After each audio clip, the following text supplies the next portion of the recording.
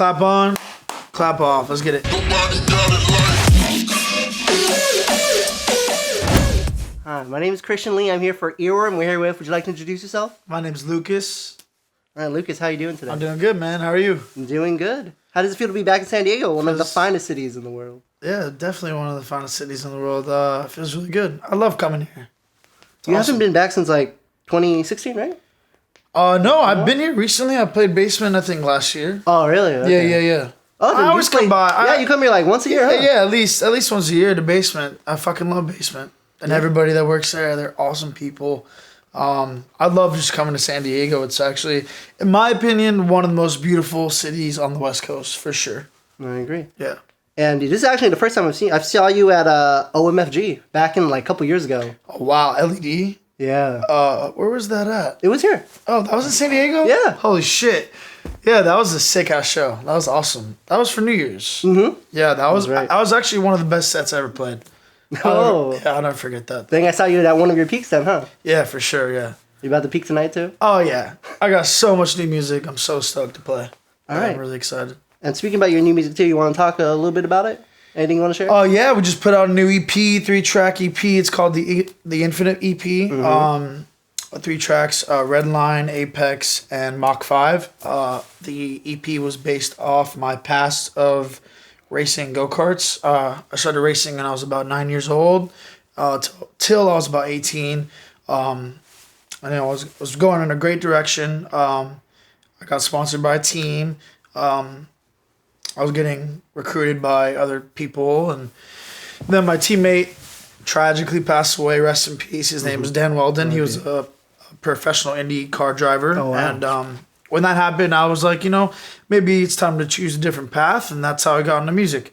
So this EP was based off my past of racing and a lot of the influences of just the energy and like everything about racing and being in the moment and all that. And I put it together into one EP while also bringing in different styles of old festival trap sounds and, new modern age dubstep and, hybrid, whatever you want to call it, sounds, just new sounds, Mm-hmm. I think that's like stuck a lot with you too, even like the name, because there, we can't show on camera, but there's someone who's wearing your old merch and has an infinite loop. Yeah. Well, the original logo, the Infinite logo, when we made it, was so long ago, and it was I think we got it off Photoshop, like some random Google image or something like that. But it worked out, and it looked really cool back then. But we definitely updated the logo, and we're sticking with it for sure. It's gonna be a theme throughout the rest of my career. All right, that's awesome. That's yeah. cool There's a lot of meaning behind the infinity symbol. I think that in music and in life, everything is infinite and it's limitless. Like all possibilities are. So, take that as you wish. Like do whatever it is you want in life. You know what I mean? Mm-hmm. There's no boundaries. There's no rules. It's limitless. It's infinite. You know what I mean? Yeah, I agree. Yeah. Okay, and going back to your go-kart career too. And so, yeah, you said that you drove for 9 years. And was there anything that you took away from doing that you put for your music? Yeah, definitely.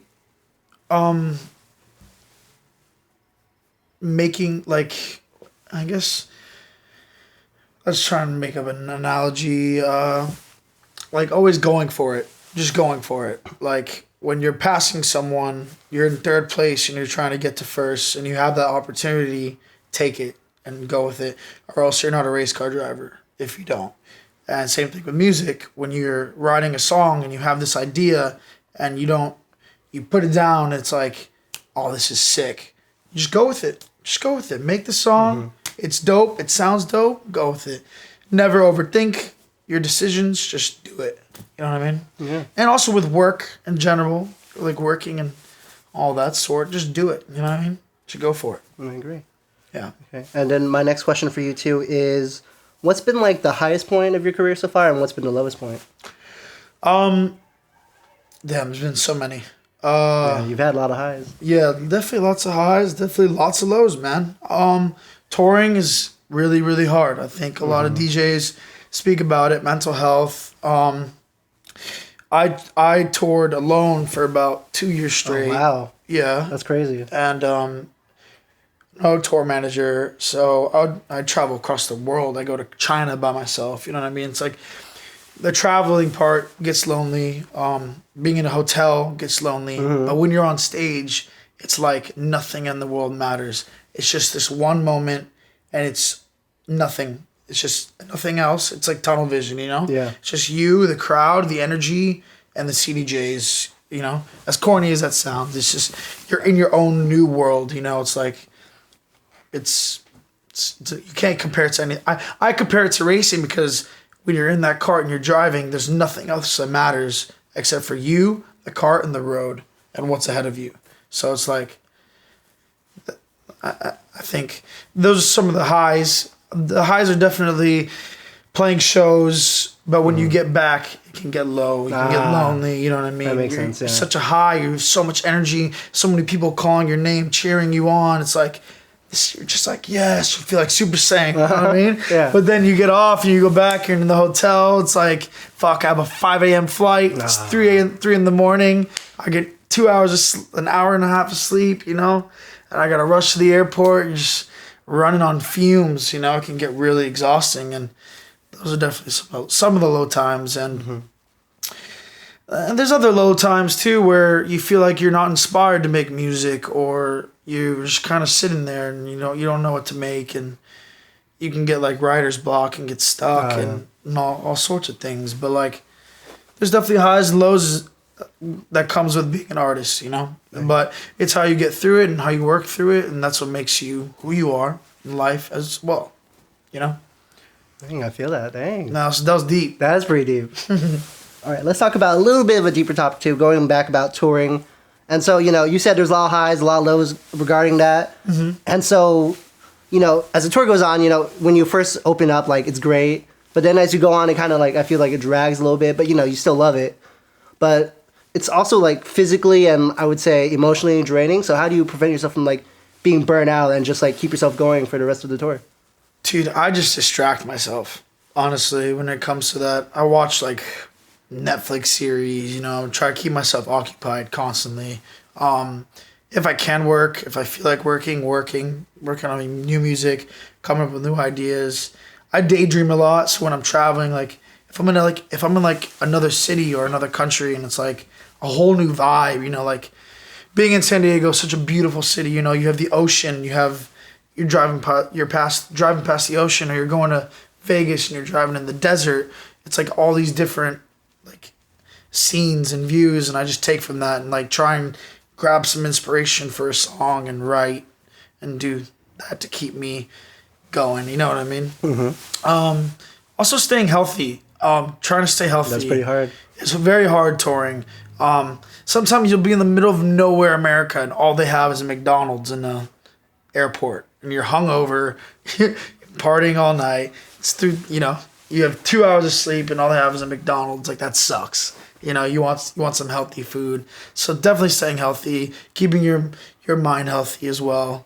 It's just, you got to work for it. You know what I mean? Yeah. Okay. And so for the second part of the interview, we're going to go on to the next segment. It's like a deep dive on not only Lookas, but, you know, also the person behind the music too. And so we're going to go from more recent to more back.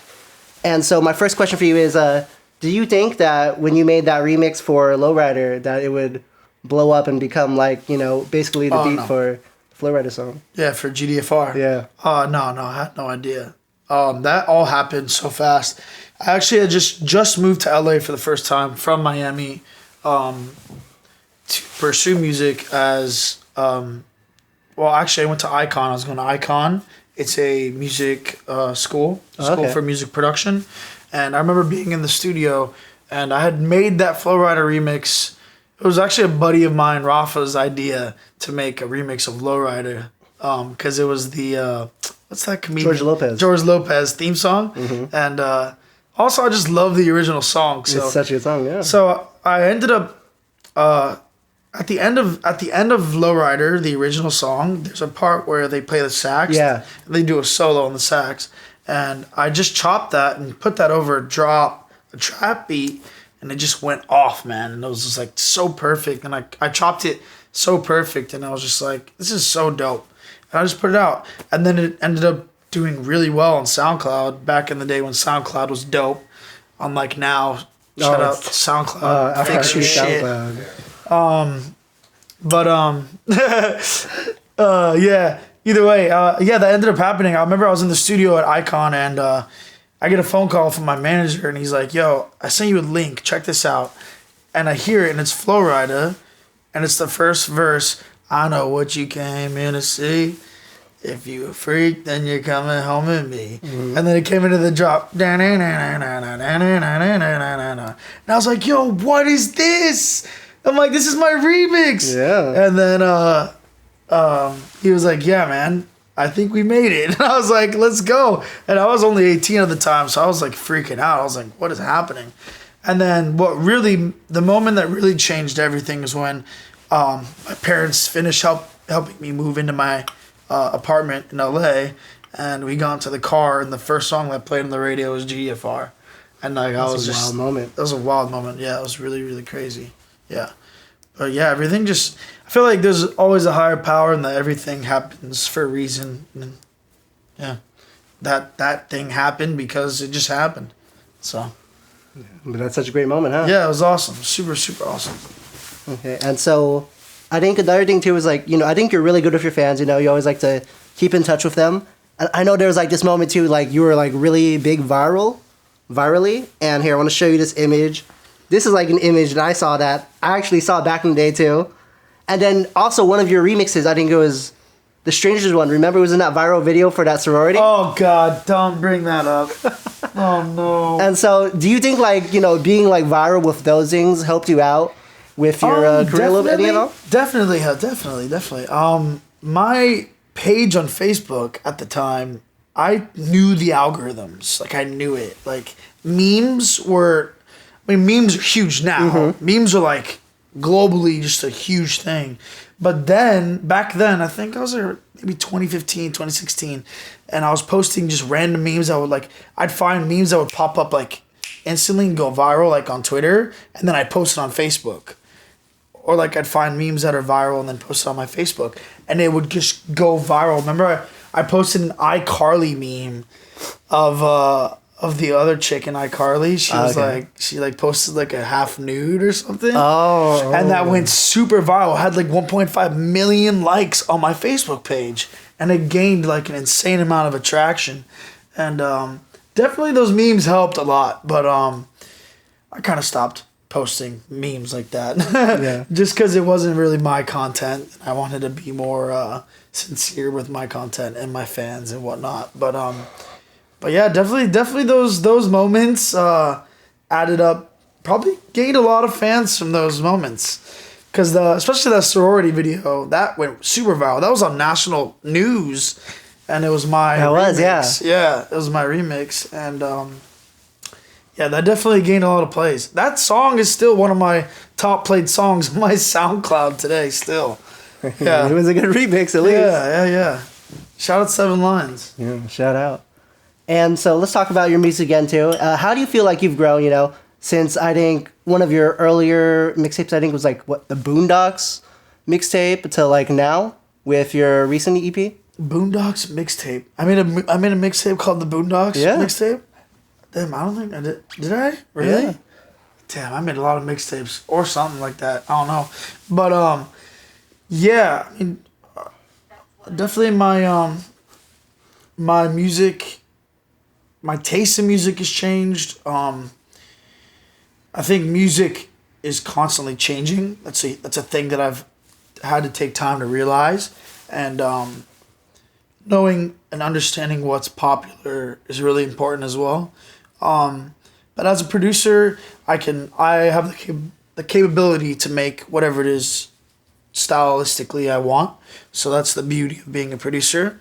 And, I've been making a lot of different styles of music. Pop, hip hop, man, country, like some kind of hybrid country, hip hop, pop. I'm just blending genres right now. I'm just experimenting, trying to find out, like, what's hot, like, you know what I mean? Like, make I'm not even just trying. I'm just making music for fun right now, and I'm also writing records that will cater to my fans and stuff that I also enjoy playing live. You know what I mean? So that's where I'm at with my music right now. So, but I'm really excited about all the new music that I'm putting out because it's really special. I'm really excited. Yeah. And when you were first starting out too, I think you were drawing. What was that movie called? Because I think you said when you were like 16, you were drawing like these like X. Oh yeah, Project X. Project X parties, yeah. Oh yeah. And that's at like how you first started like being DJs like at house parties too. Yeah, man. I was in high school, and that was back then when you could invite people on Facebook. You could invite like over 150,000 people to an event on Facebook. They patched that after, but I had a group of friends, and they all had like 5,000 friends on Facebook, like max amount. So we would invite like over 100K people to like a house party and charge dudes $5 and girls were free.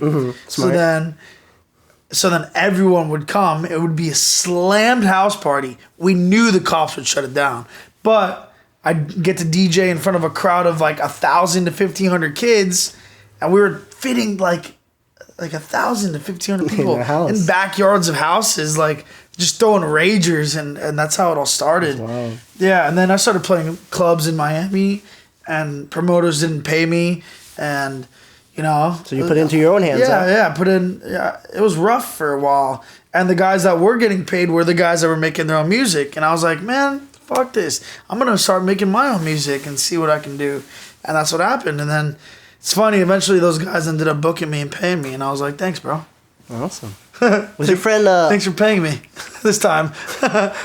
Was your friend like Hunter helping you around this time too? Hunter? Yeah. Hunter Reed? Yeah. How do you know Hunter Reed? I mean, we do our research. How do you know Hunter Reed? We do our research. That's all I can say. Hunter Reed, dude. Shout out Hunter. Hunter's my dog, dude. Hunter's from Tallahassee. Yeah, he was definitely a big part. He was part of my local like friend group. We all make music. Smile, Lewis, Ruben, and Hunter as well. He was known as HBK, or he had another duo as well. He was making house music.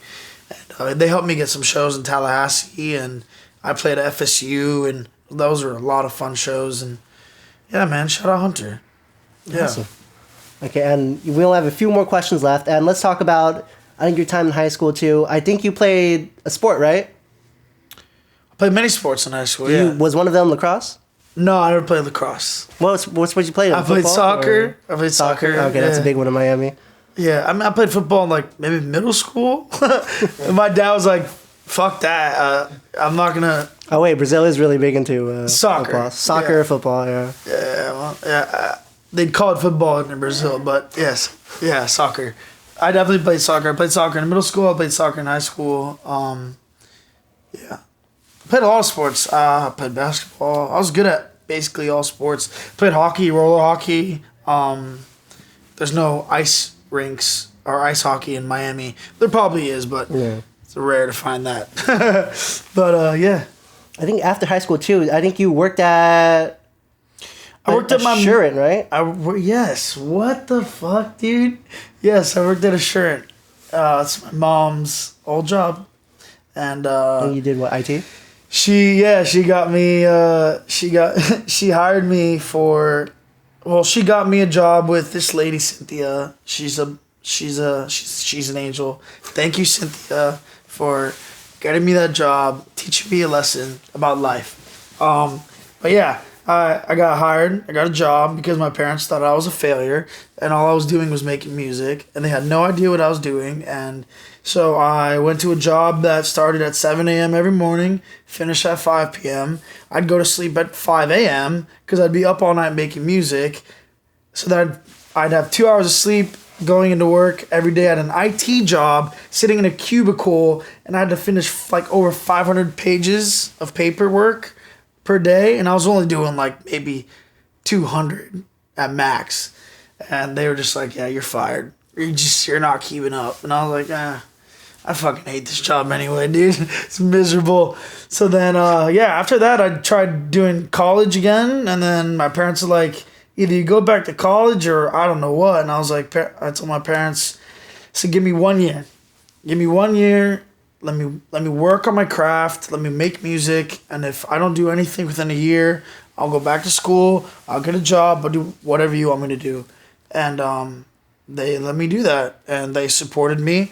They got me speakers. They got me a laptop. And that was all I needed.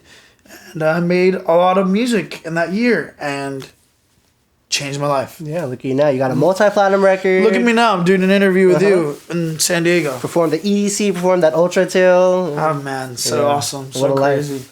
Okay, and going back to your parents too, what like type of music do you listen to like growing up? Oh, man. I grew up on so much, man. My dad's from Brazil, so a lot of Brazilian music. Javan, huge artist in Brazil. Always playing in the house. My parents fell in love with James Taylor. He's from the Carolinas. Southern music. Man, so many. The band called America. A horse. You ever heard that song? Been through the desert on a horse with no name. Oh, okay. Felt good to be out from the rain. Oh man, a lot of like country stuff. Fleetwood Mac. Oh man, John Mayer. My sister loved John Mayer. My brother brought me up on a lot of punk rock stuff. Linkin Park, Strung Out, Rise Against. Man, so many bands, dude. I loved Coheed and Cambria as well. Yellow Card, Sum 41 was dope. Punk rock, punk rock shit, So many genres of music. I had a lot of music playing all the time in my house. So, I'm blessed for that. Okay, and before we end the interview too, I thought we'd give you a few more surprises. We actually have some gifts for you. Oh, dude, no way. And it's actually one of the bands you talked about. No way. Linkin Park. Oh, fucking way, dude. Now I have to get a record player. Yeah. So what drew you to Linkin Park? Dude, this is my favorite good, album. Right? I know. Oh my god, this is my favorite album, bro. Holy shit. That's awesome. Thank you so much, dude. That's fucking awesome. This is so cool. Oh my god, this is so cool. But that's never actually owned a actual vinyl. This is the first vinyl I've ever owned. Really? Yeah. Well, I'm about to give you the second vinyl you ever owned too. Oh shit. And it's actually another band you grew up listening to, Incubus. Holy fuck, dude. I fucking love this album, dude. Yeah. Oh yeah, dude. And you actually met the lead singer on the plane, I did meet right? him, yes. What the fuck, dude? You're like Nardwar times 2. This is awesome, man. This is so cool. Yeah, Aqueous Transition, that record. Yeah. Many memories with that song. Yeah, I met the lead singer. I was actually at Coachella. I played Coachella. I played at the 7-Up stage. And it was the day after I played. I think it was the last day of Coachella. They played the same day. I think they played at Coachella. I'm not sure. Either way, he was on my flight from Coachella or from Palm Springs to LA. And the whole band was there. And he was sitting first class. And I had to take a picture with him, man. I was like, dude, you're a huge part of my childhood. Like, I can't not take this opportunity to take a picture with you. So that was really cool to meet him. And he was such a cool dude. He was like, yeah, man. He's like, I appreciate you, man. Like, thank you so much for being a fan. And I was like, no, man, thank you for your music. Like, thank you. You guys changed my life. These are so cool, dude. Yo, these are so cool. Thank you, man. I appreciate it. Thank you. All right, and my last question for you, I want to end on a fun one. Yeah. So I'm wearing like a I Am Other jacket. I think that's owned by Pharrell, and you've worked at his production studio. Yeah, man. Studio 26. And then, actually Lil Nas X, I'm wearing Lil Nas shirt. He follows you on Twitter. Yeah, he does follow me on Twitter. And so I want to know, though, like, who's the most famous person you have in your phone? Oh, there's a lot.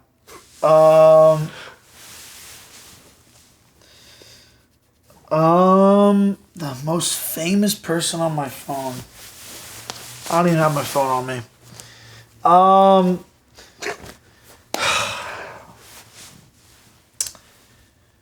don't even know. I can't even look through it. There's a lot of famous people. I'll say top 3. Zed, Chainsmokers, and Tiesto. Wow. Yeah. That's a big top 3 right there. Those are the homies, man. I love those guys. Okay, well, thanks for taking time to do the interview. Dude, thank you, man. I appreciate it. This was really fun. That was awesome. But before we turn off the camera, though, I'm going to get out of frame. And then for, being such a great person to interview, you could just stare in the camera. Anything you want to plug, anything you want to say, it's all your time. Okay. Well, shout out Earworm. This was an awesome interview. I got 2 awesome records. Now I have to buy a vinyl player, so I'm stoked for that. And now I'm going to buy way more vinyls. Today we're playing in San Diego at Basement. I'm super excited for that. And you guys can catch me on my socials at Lookas, Lookas. And yeah, I'll see you guys soon in a city near you. Peace.